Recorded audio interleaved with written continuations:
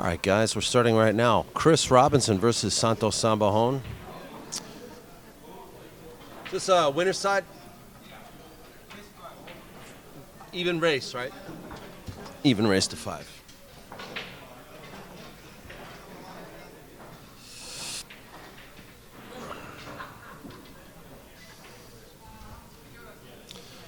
Want to remind you guys to check Joey Chin Custom Cues for cues, repair, and maintenance. You can call Joey at 626-232-9065.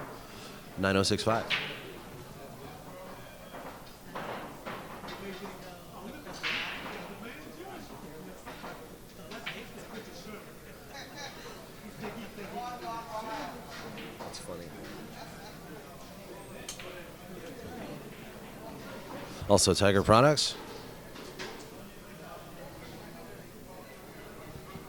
And we're ready to go. Even race to 5.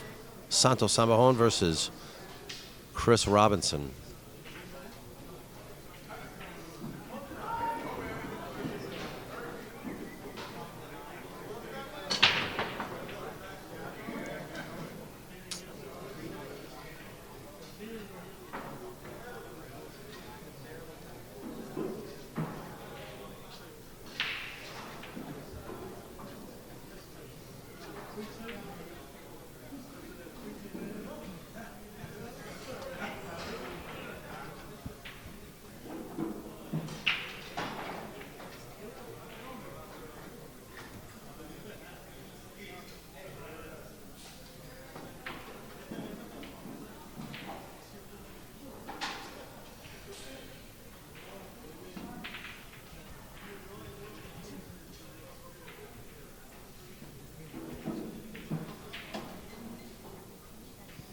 You can commentate if you want.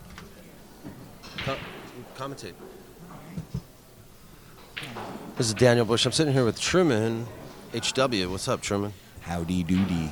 I'm doing all right. I'm just trying to hold on. The system's going a little bit haywire right now, so I'm trying to setting up a scoreboard for you guys. I think this match just started at 0-0, and I love how Chris plays. What is going on with my system here? I'm good at hardware. I'm not good at this stuff. So later today, time permitting, I'm going to try and get Ignacio to play the 10-ball ghost on table 1 here. Oh, really? Yeah. Interesting. On this table, I'm not sure he's going to win. That's okay. That's the whole point.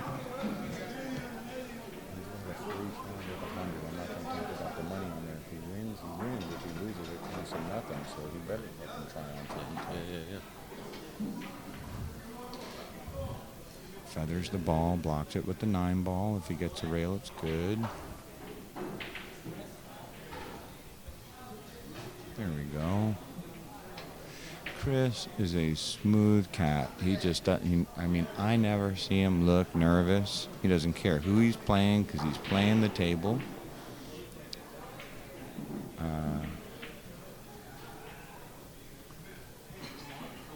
Sure.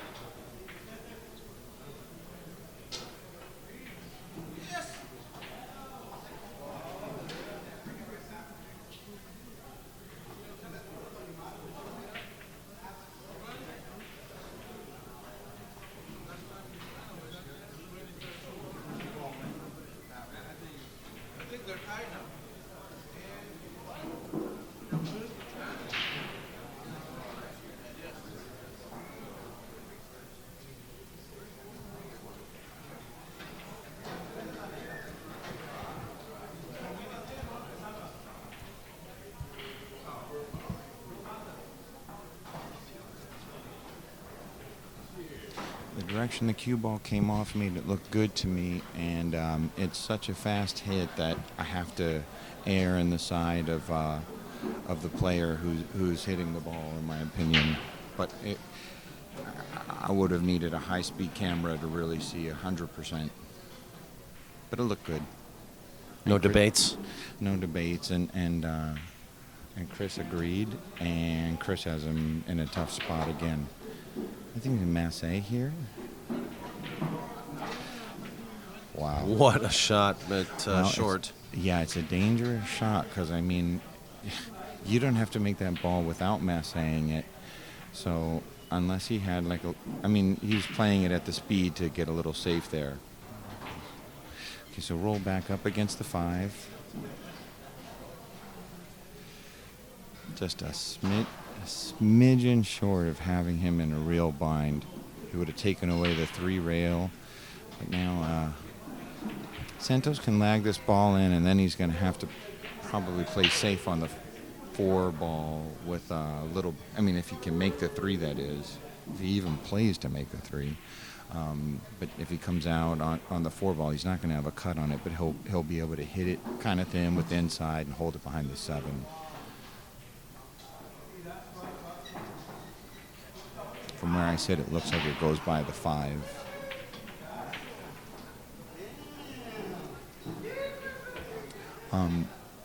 On table 10 right now, it's Jeff Ignacio versus Foch Garcia. I'm assuming that's a winner side match. They're both such strong players that it's a safe assumption this early that they haven't lost.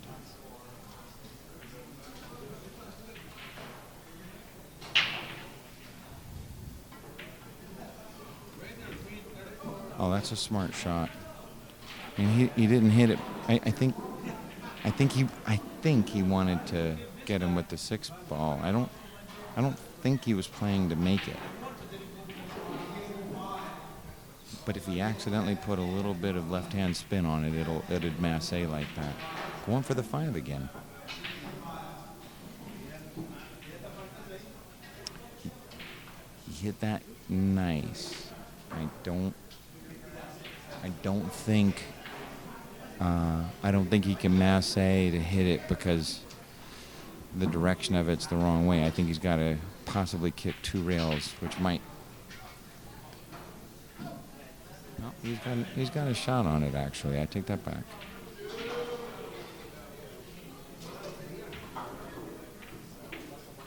Smart shot.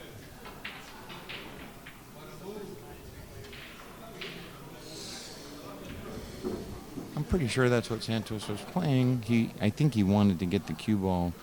I mean, not that he was going all out for it or expected it 100%, but I think he wanted to get the cue ball under the 10. And he respects Chris's cue ball control. Yeah, I mean, I think on the particular shot, he's trying to play, trying to avoid scratching in the side, too, so he didn't use as much spin as he could have. But anyway, Chris comes strong with a nice safety. Yep. I'm assuming it doesn't look frozen to Chris, and there's no reason that he would hit it soft enough to where whether it's frozen or not, it would matter, but I assume he's going to come and try and get under the 4. Oh, he was. He was trying to hit it super thin and get under the 4 ball.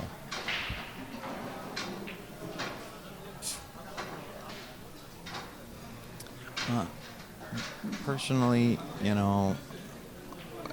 whiffing the whole ball, it's just part of the game. If you're aggressively going all out to try and hit the ball absolutely where you need to hit it in order to get the safety, you could be wrong on either side.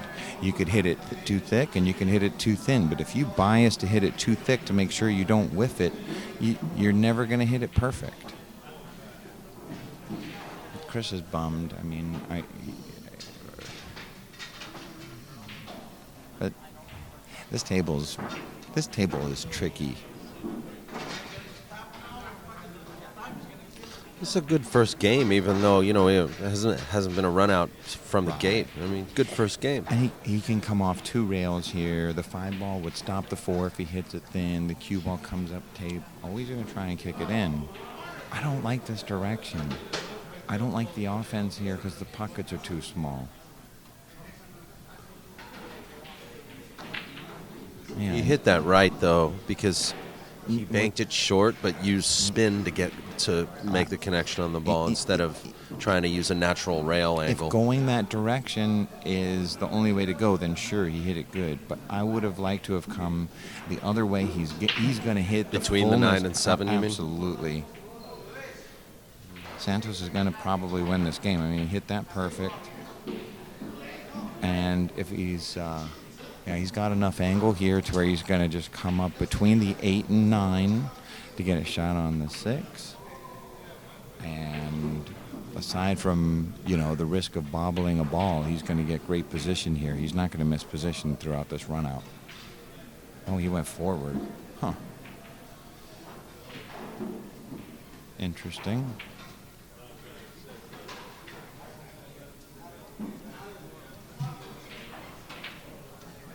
You've played on this table, and I know you like it because you like challenging equipment, but I don't like this table for 9-ball, actually. Oh, okay. I'd rather play on one of the other tight gold crowns. Yeah. I just don't, man, it's just brutal. Those pockets are brutal. Absolutely. Well, look, my match is on table 4. I'm gonna go over there, hit some balls. And if I'm not out, I'd love to come back and sweat a couple of matches. Yeah, we'll see you a little later today, Truman. Good luck, man. All right. This should be a great match. I'll definitely catch it on YouTube. Who are you playing later. Again? You're playing Hiroko. Okay. Yeah, thanks, Truman. Thanks, Daniel. Thanks, everybody. Sure. And later today, time permitting and logistics permitting, we're going to have... his name is Jeff Ignacio, right? We're gonna try to get him to play the Ghost. 10-ball Ghost right here on this table. I'd love to see how he does on it. I got a feeling he's going to make it look. He's going to make it look as beatable as possible. See you in a little bit. Okay. Good luck, Truman. Yeah. It'd be interesting to see if Jeffrey can play the Ghost. I think he said 10-ball Ghost.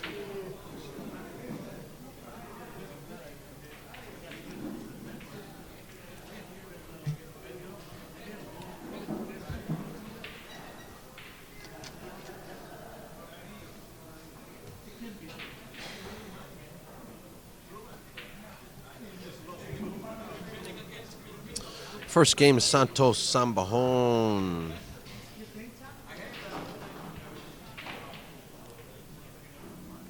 Are you having fun today, Geraldine? No.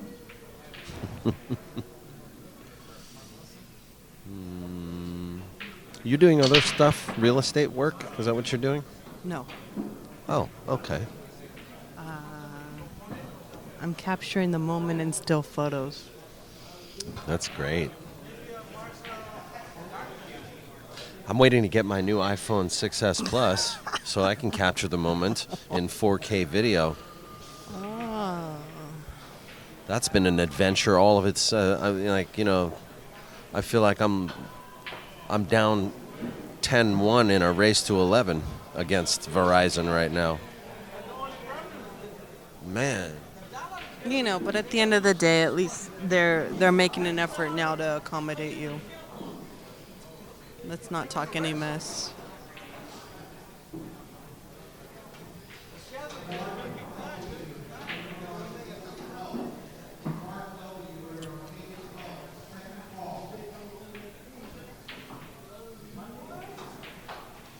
Who do you like in this game? I got to go with Santos. Chris is a junior national champion.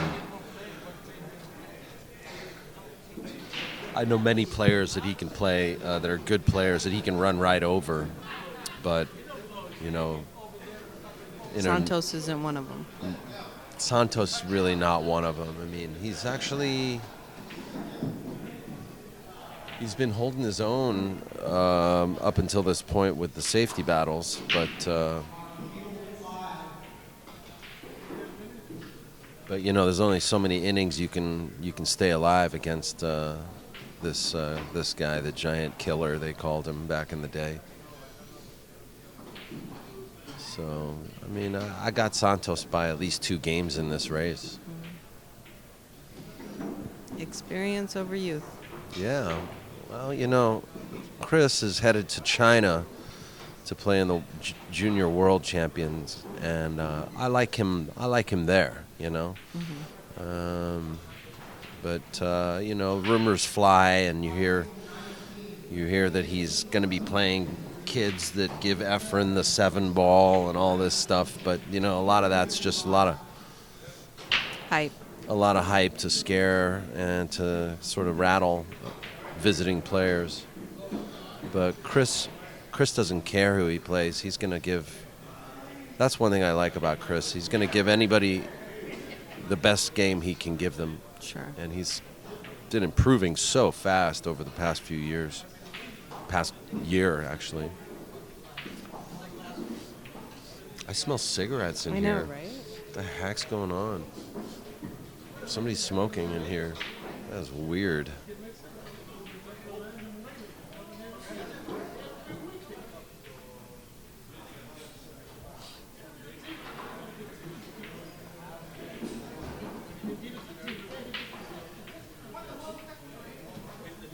I spoke to Eddie Aregwin, the owner here at Hard Times, briefly earlier. And I informed him that we had 51 players today and 23 yesterday, and he was optimistic, and he's hoping that we get back to Hard Times 3 or 4 years ago where there was 80, 90 players in the first Sunday. Yeah, I think, I think anything's possible. A lot of people are playing pool again. And, Eddie if nothing else, does a great job of keeping the equipment up to date. But, you know, as pool grows, so does the competition. You know, you got a lot of other rooms as well, so. Not just that, but, there's a lot of other pool going on, too. Yeah, there's a ton of pool going on. Tours and, events and stuff like that, so. You and I have talked about on a couple occasions how the small tournaments, I don't know if they're getting phased out or, that may come to be at some point with big tournaments every weekend or tour dates every single weekend. The competitive player goes away from home, It doesn't come to the weeklies. And if you get enough of those people not staying local and going out of town to play pool, then you lose those small tournaments. So is the compromise for a pool room to, let's say, cut out their weeklies and do maybe only a monthly and save the money, or, save the money for a big tournament, once a year, twice a year? Right.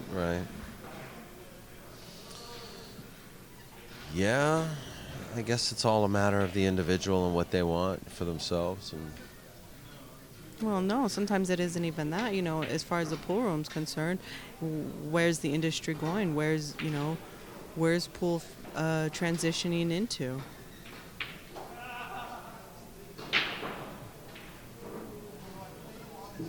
big questions. Those are big questions.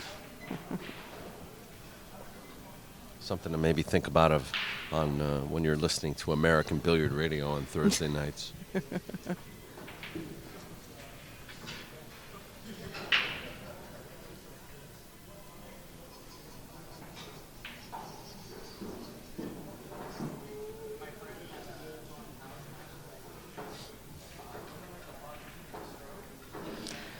But then again, for the player who's not that great, they usually don't want to go into bigger tournaments. No, absolutely not. They want to start out in smaller tournaments and play those smaller tournaments in and grow up in pool, basically. But I can imagine that it's hard for the pool room owners to keep putting money into tournaments if they don't get a big enough turnout. Well, I think Hard Times is going to continue pushing this event. It's been here now for, over 20 years, every month. I'm not necessarily talking about Hard Times. I mean, I think Hard Times has its place in Southern California pool, and it's a staple here. It's a landmark here. But, the other pool rooms that are further out or smaller, you know what I mean? Mm-hmm. Like, where do they go? What do they do with themselves as a business? Well, they cross-market, They market to the dart community. They find the sports bar crowd. They get big sports packages on their TVs, and they get flat-screen TVs, and they do jukeboxes and karaoke and all kinds of stuff. There's Carry APA teams or, carry the APA league. hosting leagues is a real good way to make money for your room. And hosting APA tournaments. Whether or not it's, APA, BCA, yeah. TAP, or VNEA, Mm-hmm. So,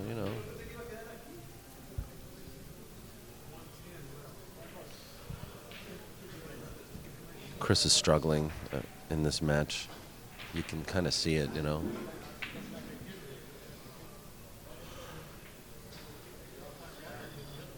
He's supposed to struggle. He's playing Santos.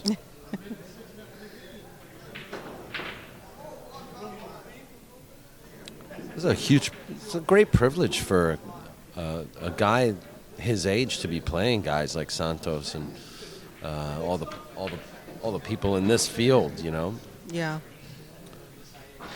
And also to hold his own, is commendable. You yourself, you're not a slouch by any means. You do well, you play well, and you played Chris Robinson at Sticks at their barbecue tournament, and he had you 5-1, 6-1. Yeah, he beat me 5-1, and I actually played good. That's the sad thing about it. No, actually, I played. You know what I mean? I played great shots, and then I played terrible. It's one of those situations. You could have. Every game it was like, same shooter. Like I played a real phenomenal shot to run out, and then when I got to the 8 or the 7, I blew it. Do you think that, looking at Chris now on the sidelines, and the audience can't see him from this angle. If you want to switch cameras to camera 3, seeing Chris in this form now, is he slightly intimidated at Hard Times? I mean, that's the way he looks to me. And you see him at Sticks, and he's like the prince there. Well, everybody's going to feel comfortable where they play every single day. Yeah, I mean, that's. Chris has the advantage also of working with some very experienced players like Jerry Machin, and some of the guys up there in Ventura are sort of grooming him in a way, and they're encouraging him to come to other rooms and play. Even Jerry has said, we'd like such and such to play the kid here because he's more comfortable here, obviously. Obviously.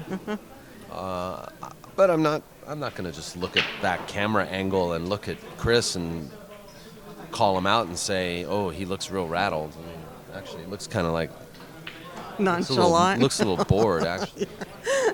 I would be too if I was playing Santos.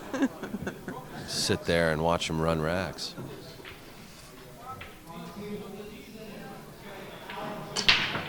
Which, statistically speaking, folks, in this day and age, the tables the way they are,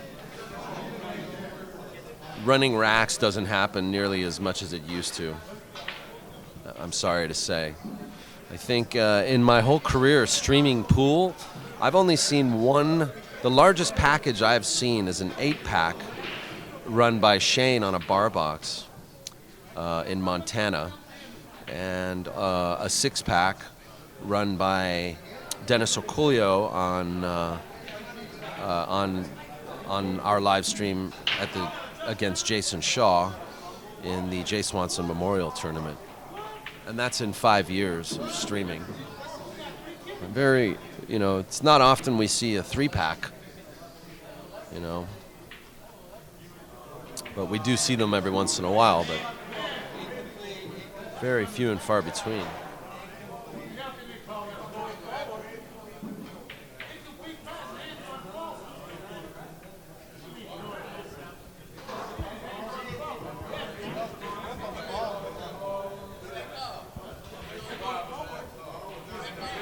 I've told you numerous times that I like seeing an early nine. I like to see that early combo out, to finish the game.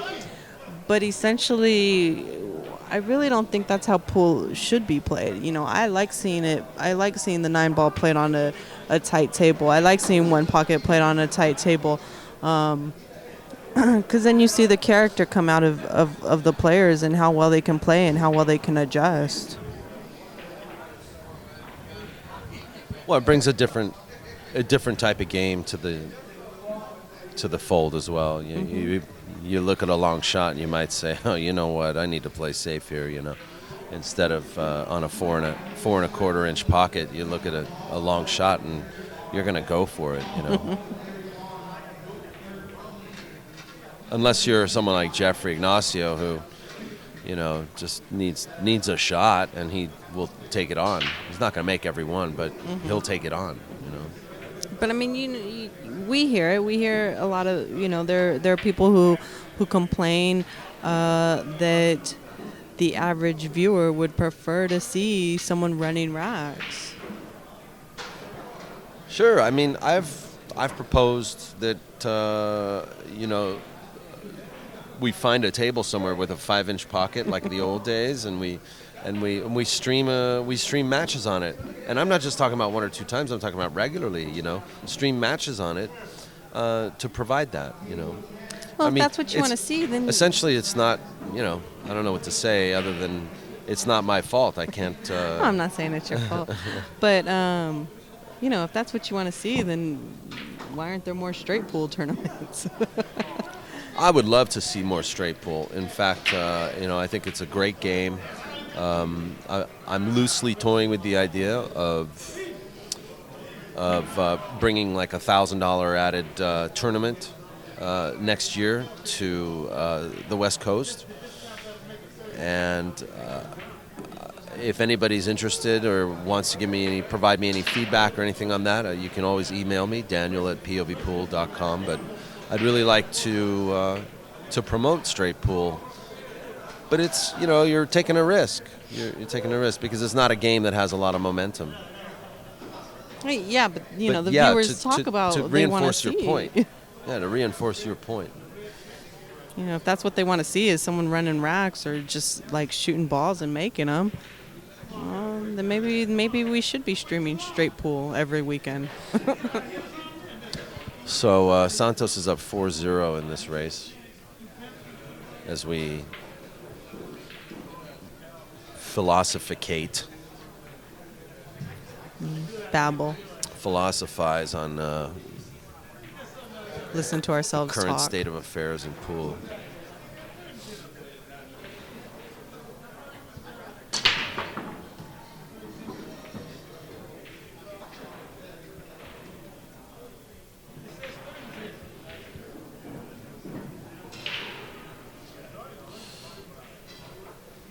If you're just joining us, we're at Hard Times Billiards for November's broadcast of the Hard Times first Sunday 9-ball tournament, which occurs monthly here at Hard Times Billiards. 500 added, guaranteed.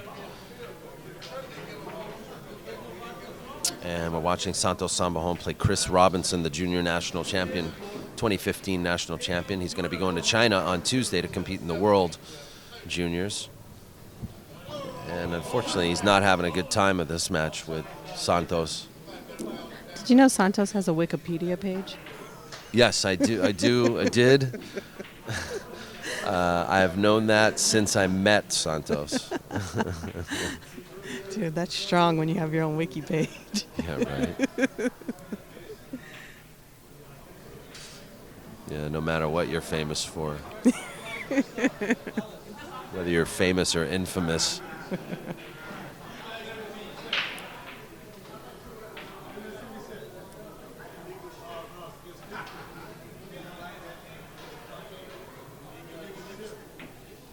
Do you think he looks it up himself and like says, "What are they saying about me on Wikipedia?" I don't know. I don't get the feeling that Santos is very narcissistic at all. No. He's got like 4 kids and, 4 or 3. 4. Now you're making me think. I believe it's 4. He's a busy guy. I think 2 of them are in college right now up north in Northern California, so he goes up there, or one of them is, and visits them and travels up the coast with his wife to do so.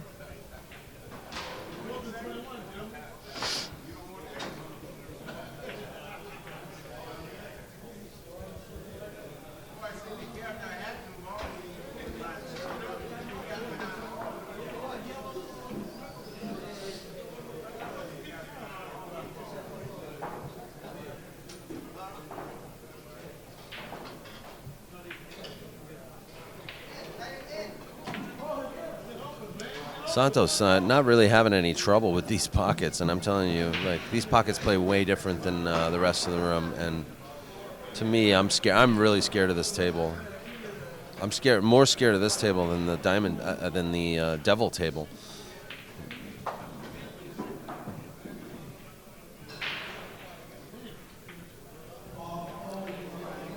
I do like a challenge, though, so I think I'm gonna have to tell myself to get good at playing on this table. What did someone say yesterday or the day before? That you don't necessarily need the rails to make the ball. Or you don't need You don't need the rails to make the ball. just hit it straight. Just hit it straight in the middle.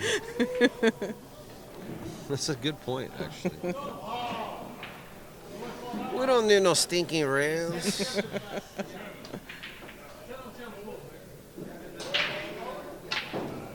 Dude, could you imagine? That was a sick shot.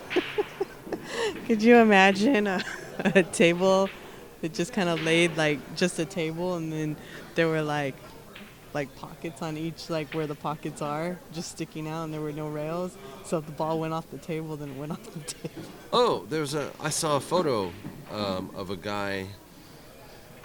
This like pool table, or was it a snooker table without rails, but only a rail, short, like 4-inch rail around the pocket area? Yeah.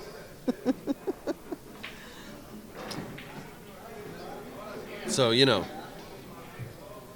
if you miss the pocket or whatever, if you needed, you could only play a straight shot to the pocket.